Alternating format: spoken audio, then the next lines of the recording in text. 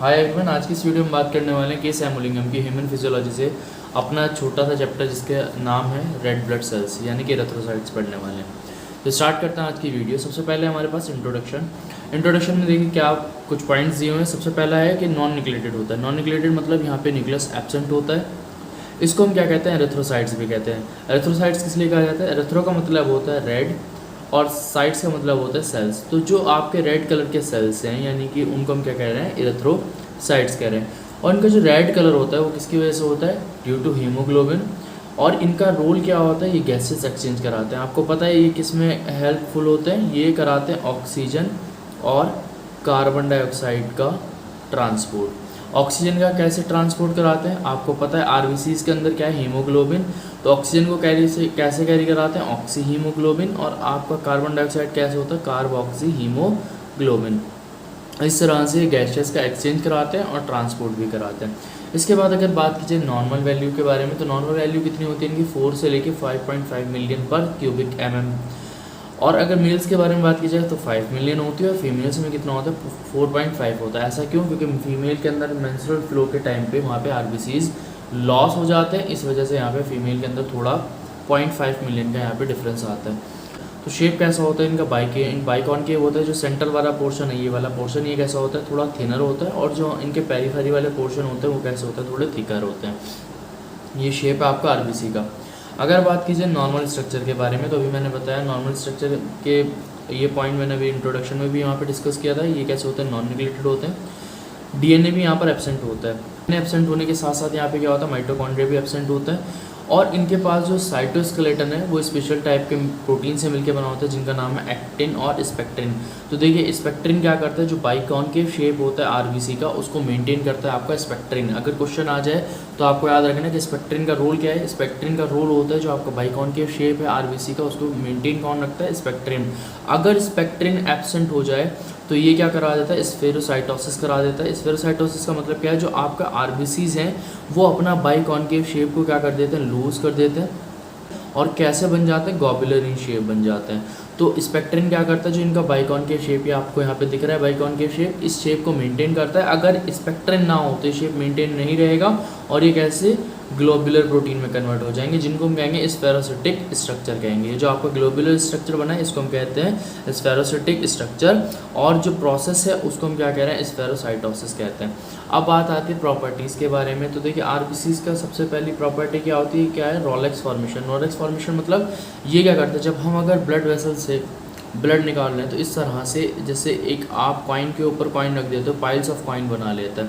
तो यहाँ पे मैंने लिखा हुआ है arrange like a pile of coin when blood is taken out of blood vessels. अगर आप ब्लड वेसल से ब्लड निकाल रहे हो तो उस टाइम पे क्या करता है? आरबीसीज अपने आप को इस तरह से, जैसे आप सिक्के के ऊपर सिक्के रखते चले जाते हो उस तरह से अपने आप को अरेंज कर लेता है। अब बात की जाए अगर स्पेसिफिक ग्रेविटी के बारे में, तो स्पेसिफिक ग्रेविटी होती है 1.09 से 92 से लेकर 1.10।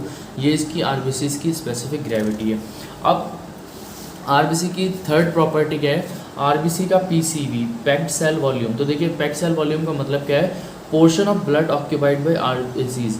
आरबीसी ने कितना ब्लड का पोर्शन ऑक्यूपाई किया उसको हम कहते हैं पैक्ड सेल वॉल्यूम्स। और वो कितना होता है? अबाउट 45%। तो ये परसेंटेज में डिटरमाइन किया जाता है पीसीवी। इसके बाद आते हैं सस्पेंशन स्टेबिलिटी। तो ये जो हमारा ड्यूरिंग सर्कुलेशन आरबीसी पूरी ब्लड के अंदर जो आपका पूरा ब्लड है उसके अंदर यूनिफॉर्मली क्या है? डिस्ट्रीब्यूटेड होते हैं। तो इसी को हम क्या कह रहे हैं? Suspension stability during circulation. देखिए यहाँ पे लिखा हुआ है RBCs remain suspended uniformly in blood. तो जब सर्कुलेशन होता है उस टाइम पे आरबीसीज क्या होता है? ब्लड में पूरी तरह इक्वली डिस्ट्रीब्यूटेड होते हैं। उसको हम क्या कहते हैं? सस्पेंशन स्टेबिलिटी कहते हैं। अब अगर बात की जाए लाइफ स्पैन के बारे में, तो आरबीसीज की लाइफ स्पैन होती है 120 डेज। और ये डिस्ट्रॉय कहाँ होता है? डिस्ट्रॉय होता है reticulo endothelial system. Reticulo endothelial system कौन सा होता है? आपका स्प्लीन में।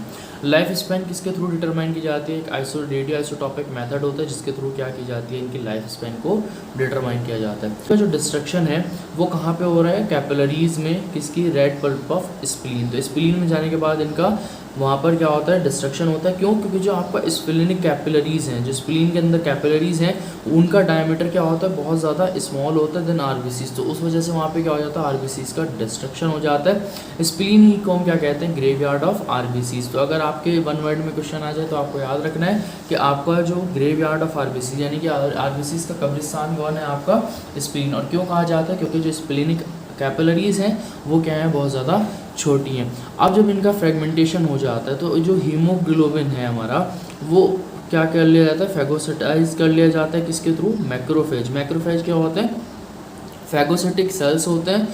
जी हमारी बॉडी में एक फैगोसिटिक सेल्स का नाम है कफर सेल्स। ये कफर सेल्स कहाँ प्रेजेंट होते हैं, स्प्लीन में भी प्रेजेंट होते हैं और आपके लीवर में भी। तो ये क्या करते हैं, जो आपका हीमोग्लोबिन बचा है आरबीसीज के फ्रेगमेंटेशन होने के बाद, तो उसको क्या करते हैं, ये फैगोसाइटाइज कर देते हैं। यानी कि क्या शो करते हैं, फैगोसिटोसिस की प्रॉपर्टी शो करते हैं। कौन से? आपके कफर सेल्स। कहाँ प्रेजेंट है? अभी मैंने आज जस्ट आपको बताया, स्प्लीन के अंदर ये प्रेजेंट होते हैं। अब बात आती है हमारी डिस्ट्रक्शन। अब सपोज कीजिए आरबीसी का डिस्ट्रक्शन हुआ है स्प्लीन में, ठीक है, तो वहाँ पे क्या क्या प्रोसेस होगा, किस तरह से हीमोग्लोबिन का ब्रेक डाउन होगा। तो जैसे ही आरबीसी का डिस्ट्रक्शन होता है स्प्लीन में, तो वहाँ से क्या होगा, हीमोग्लोबिन रिलीज हो जाएगा। अब वो हीमोग्लोबिन 3 पार्ट में टूटता है। एक आयरन वाले पोर्शन में ब्रेक डाउन होता है उसका, फिर दूसरा ग्लोबुलिन वाले और पॉरीफेरिन वाले में। तो अब क्या होगा, देखिए जो आपका आयरन वाला पोर्शन था वो किसके साथ, एक प्रोटीन के साथ जिसका नाम है एपोफेरिन, उसके साथ जाके कंबाइन होता है और क्या बना लेता है, फेरेटिन बना लेता है। जो फेरेटिन किसके लिए फर्दर रीयूज कर लिया जाता है हमारे during the formation of haemoglobin. इसके बाद जो हमारा ग्लोबिन प्रोटीन था, वो प्रोटीन क्या करता है, वो भी प्रोटीन पूल बना लेता है और क्या कर लिया जाता है, स्टोर और रीयूज कर लिया जाता है। कब? जब दोबारा से हमारा हीमोग्लोबिन का फॉर्मेशन होगा। लेकिन जिसका पॉरीफेरिन है, ये पॉरीफेरिन किस में कन्वर्ट हो जाता है, बिलीरुबिन, और क्या किया जाता है, बॉडी से एक्सक्रीटेड आउट कर लिया जाता है। ये बिलीरुबिन किस में कन्वर्ट होता है, बिलीरुबिन में, और देन इसको क्या कर लिया जाता है, बॉडी हमारी एक्सक्रीट कर देती है। और यही बिलीरुबिन क्या कराता है, आपको जो फीकल मैटर है, फीकल मैटर क्या है, आपके यूरिन को कलर प्रोडक्शन का काम किसका होता है, आपका बिलीरुबिन का होता है। ये आपने 10th में 11th में पढ़ा भी होगा। ये बात हो गई किसके बारे में, डिस्ट्रक्शन किस तरह से आपका हीमोग्लोबिन का क्या रोल होगा आफ्टर डिस्ट्रक्शन। तो मैंने भी जब एक बार फिर से डिस्कस कर लेते हैं, आरबीसी का डिस्ट्रक्शन होगा कहाँ पे, स्प्लीन में, तो उससे क्या रिलीज होगा, हीमोग्लोबिन। तो हीमोग्लोबिन क्या करेगा, हीमोग्लोबिन ब्रेक होगा 3 पार्ट में, आयरन, ग्लोबिन और पॉरीफेरिन।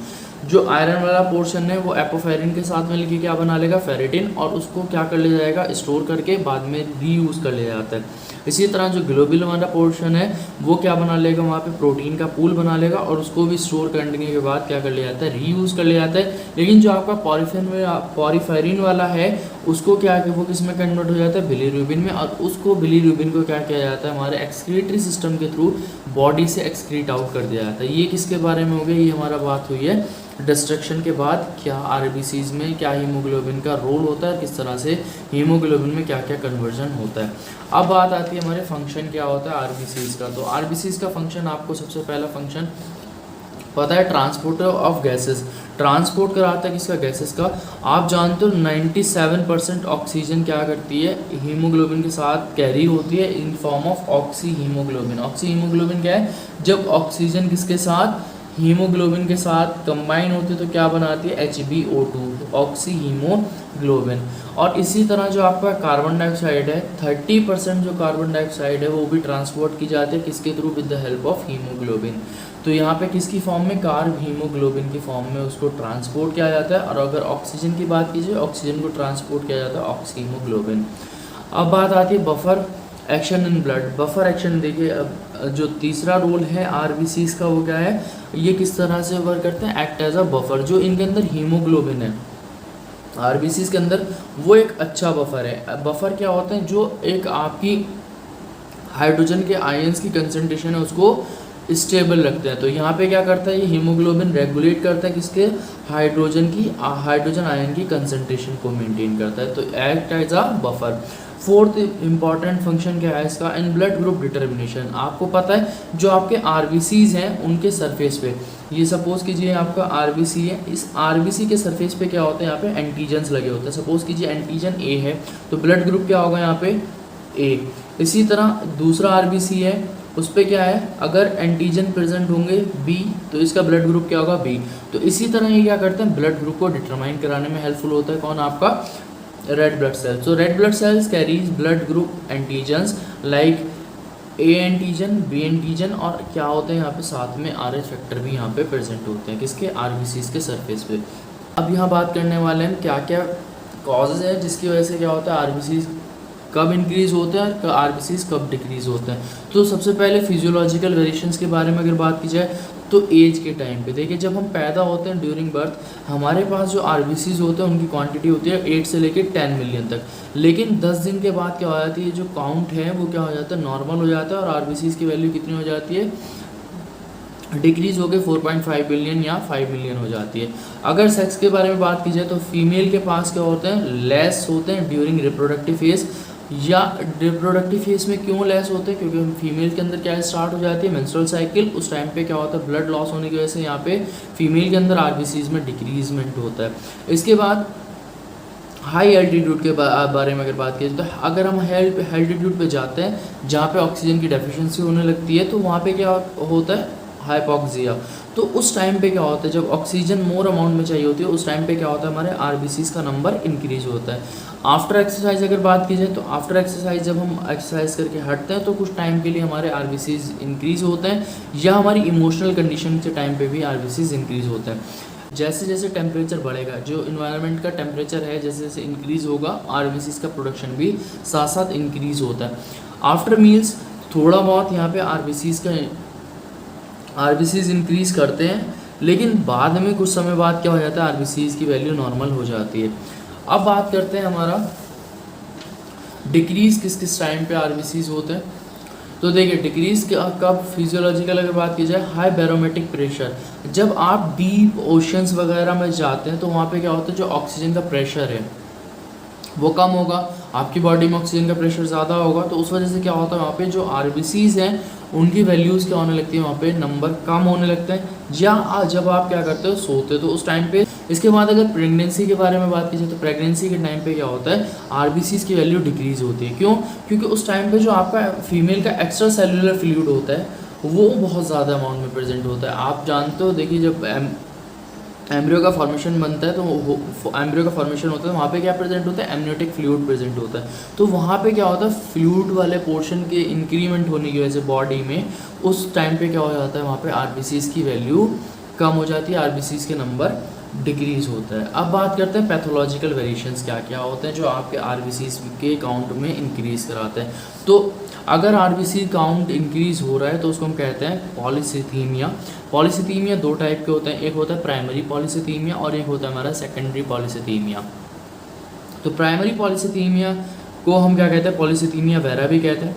इसमें क्या होता है, अगर आरबीसीज कितनी वैल्यू हो जाए, आरबीसीज की नॉर्मल वैल्यू 5 मिलियन होती है, लेकिन यहाँ पे क्या होता है अबाउट 14 मिलियन आरबीसीज की वैल्यू होती है। ये कब होता है आपका, ये होता है माइलोप्रोलिफरेटिव डिसऑर्डर्स के टाइम पे, जैसे आपका malignancy of red bone marrow. Malignancy का मतलब क्या है कि during the tumour of bone marrow, bone marrow में अगर कैंसर हो जाए, कैंसर सेल्स की ग्रोथ हो जाए, एक्स्ट्रा ग्रोथ हो जाती है, उस टाइम पे क्या होता है यहाँ पे आरबीसीज का नंबर जो है वो काफ़ी ज़्यादा इंक्रीज हो जाता है। कितना तक पहुंच जाता है, अब 14 मिलियन तक पहुंच जाता है। उसी को हम क्या कहते हैं, प्राइमरी पॉलीसिथीमिया, या हम उसको कंडीशन को हम क्या कहेंगे, माइलोप्रोलिफरेटिव डिसऑर्डर कहते हैं। इसके बाद सेकेंडरी पॉलीसिथीमिया के बारे में अगर बात की जाए तो सेकेंडरी पॉलीसिथीमिया क्या है, ये आपका एक तरीके से आप कह सकते हो फिजियोलॉजिकली है।